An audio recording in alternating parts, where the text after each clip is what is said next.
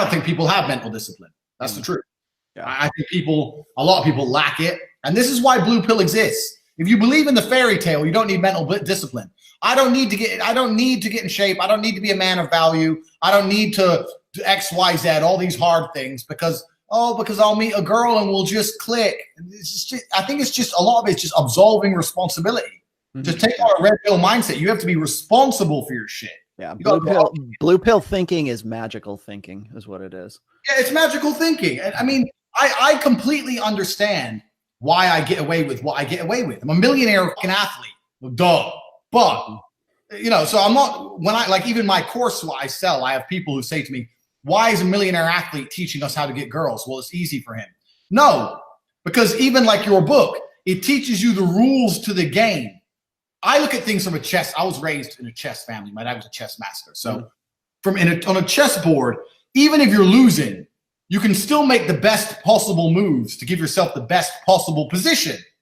So even if you're not in the best physical shape, even if you're not a millionaire, whatever, you still need to know the rules to the game to make the best possible moves to get the best possible outcome. You can still do fantastically. And there's not a person alive who would read your book and not do better, or buy my course and not do better, because we're teaching them the rules to the game. Most people out here don't even know the fucking rules. And they're just moving pieces at random and wonder why their whole life's fucked up. Right. There's risk and there's reward.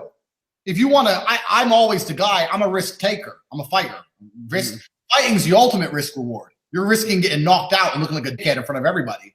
Or you're risking getting knocked out and never waking up just for the reward of one of these. So you're a risk taker by nature if you're a fighter. So if you want the reward, which I think every man instinctively wants, if you want a wife who truly loves you and truly respects you, you have to take the risk. That's the reality. You could use the same logic for opening a company. If I open a company, I might lose my money. Yeah, you might. You might be a millionaire. So it's just like, it's the risk reward. You have to take it on board. So I think in the modern world nowadays, if you want to find a good woman, you ain't going to find a good woman on your first try. I really believe, like, I understand the game inside out. I use apples as an example. If I were to say to you, go out there and find the best apple you can, and you'd only viewed 2 apples, well, what do you know about apples? If you have 100 apples to choose from, you're going to come back with a really good one. So people go to me, Tate, how do you get a 10 with your name tattooed, who lets you cheat, who does anything you say? It's like, well, it's 500 girls to find her. So that's part of it. It's not just who I am. It's also, there's a numbers game to this element as well. So I do think as a man, you also have to be in 30, 40 years ago, not so much. But nowadays, if you want to find a quality woman, you're going to have to tear through some shitty chicks to get one. When guys say to me, Tate, you're declining the West because you're teaching guys to fucking dump girls in your course. I'm saying if you want to be happy as a man and you want to have a good relationship nowadays, you better learn to pick up, sleep with, and you got to learn to tear through some chicks.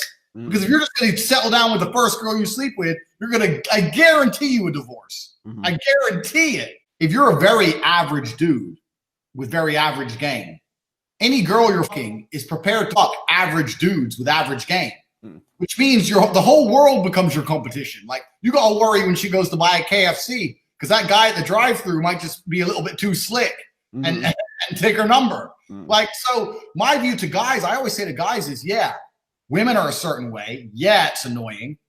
But if you can identify it, and this is why your book's so great, if you can identify it and understand it, then what you need to do is position yourself in a way that you can use it against them, exploit them. Yeah. There's no way you can have 5 girlfriends if you're not exploiting the game.